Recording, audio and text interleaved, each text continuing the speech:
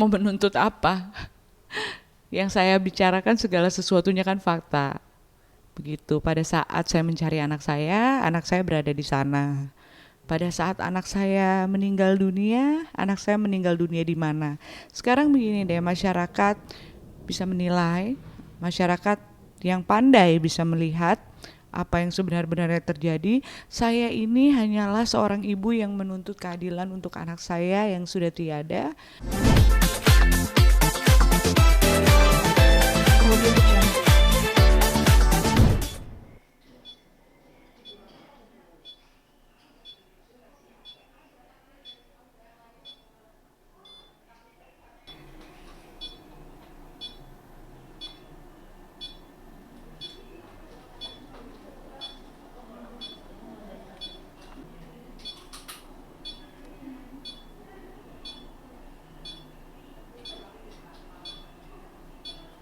Ikuti kita ya.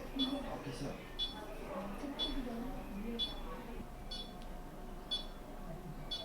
Oh, siapa sih nama? Iya, itu Anissa itu namanya, lupa gua. Kenapa pasti?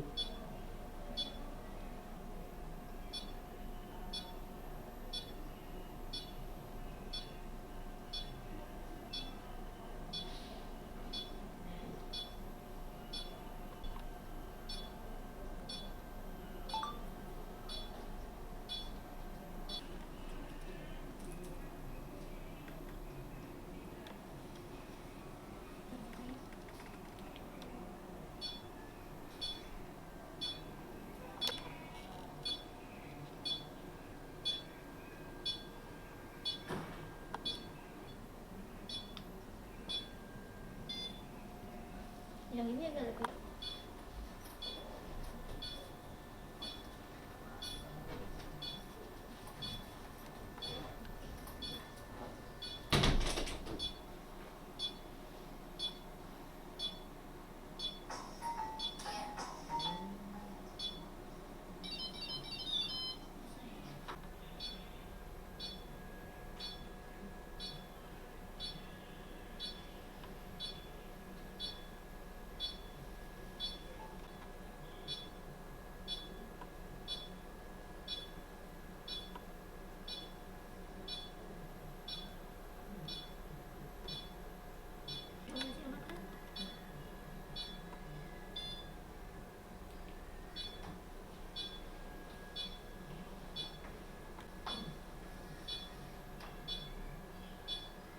Satu, ya, aksen.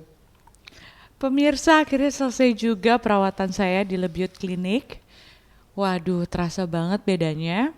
Kalau aku sih terasa banget ya bedanya. Dan ini tuh sekarang aku lagi dalam keadaan nggak pakai bedak, nggak pakai foundation, nggak pakai bedak, nggak pakai cuman dandan mata aja supaya agak hidup matanya sedikit.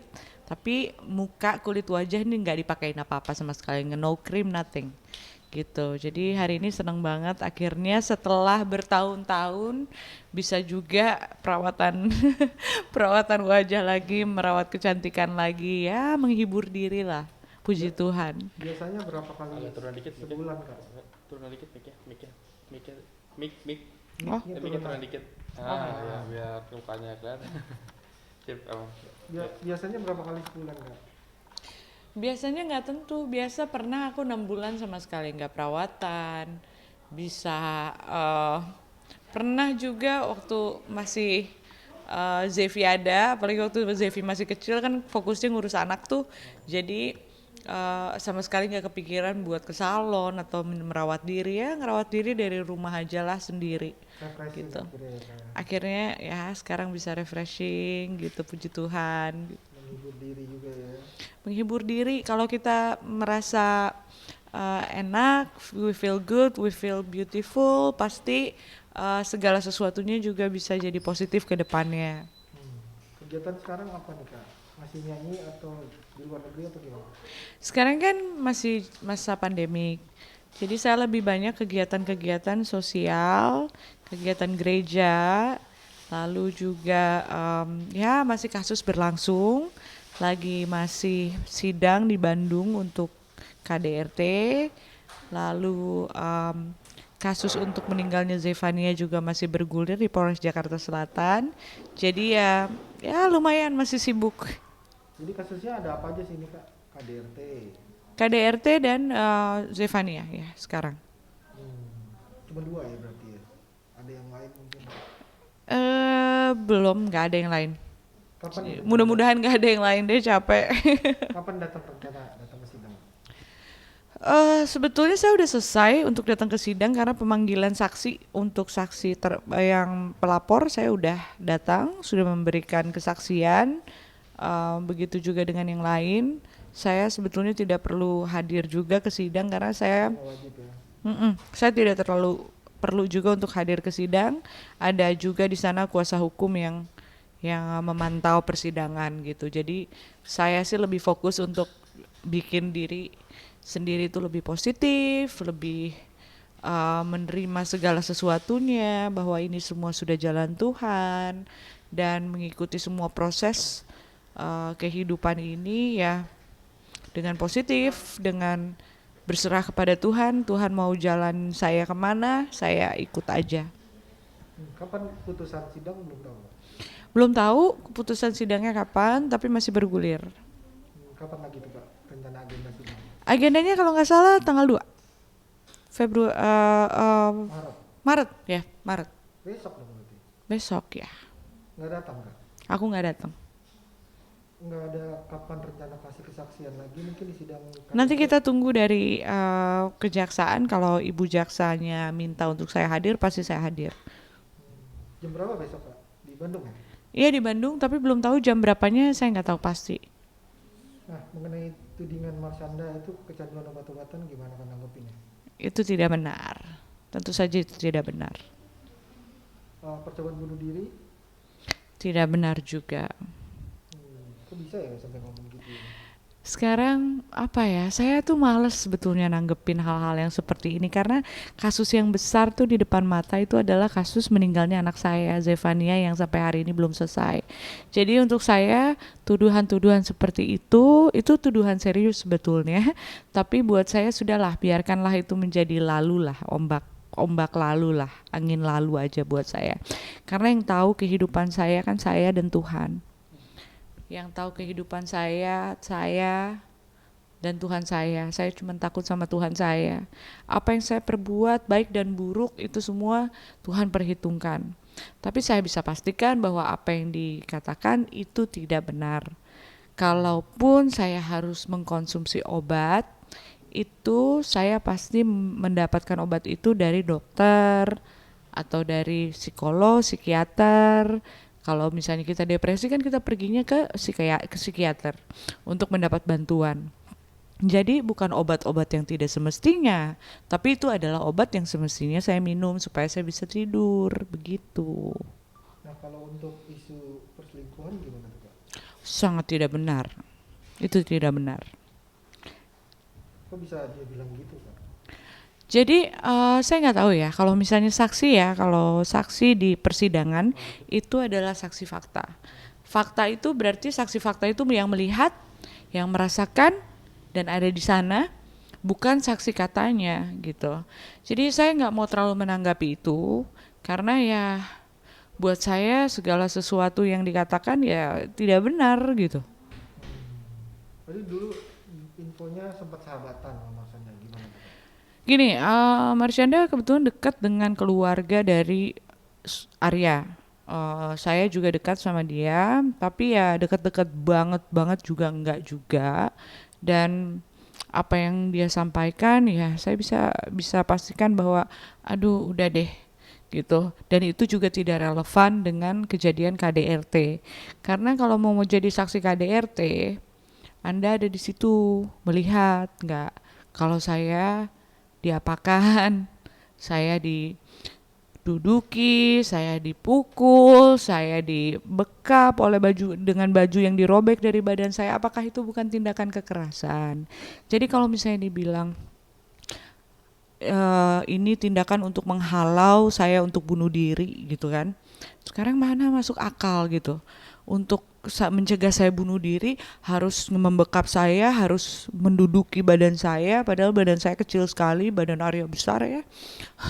Lalu harus merobek baju, di situ juga ada kekerasan-kekerasan lainnya yang dia lakukan dan itu terekam. Itu direkam, itu ada bukti otentik.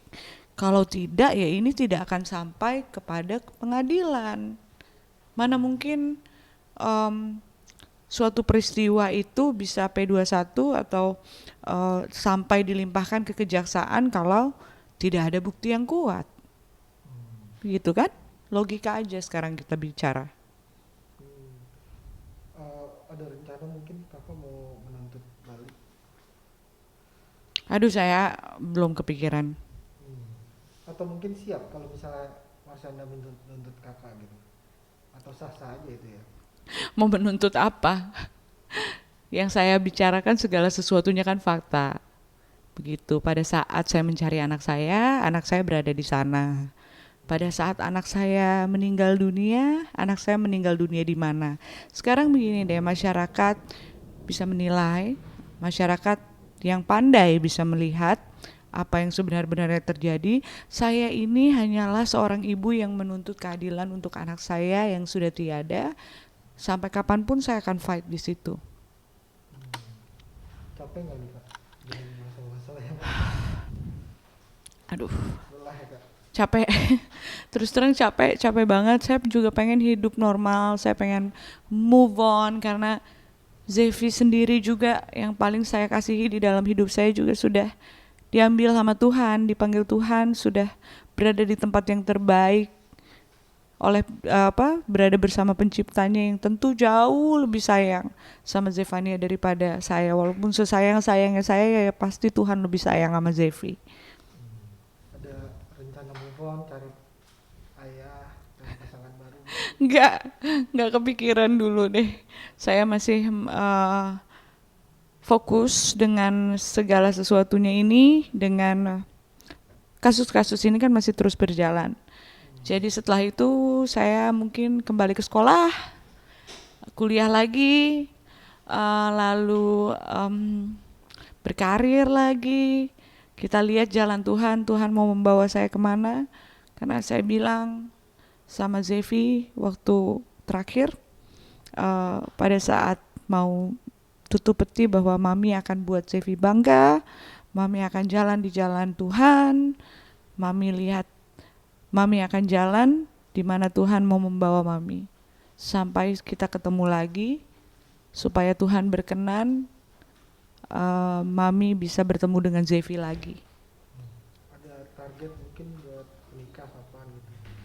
Nggak ada, saya nggak kepikiran untuk punya untuk kepikiran ke sana sama sekali belum ada.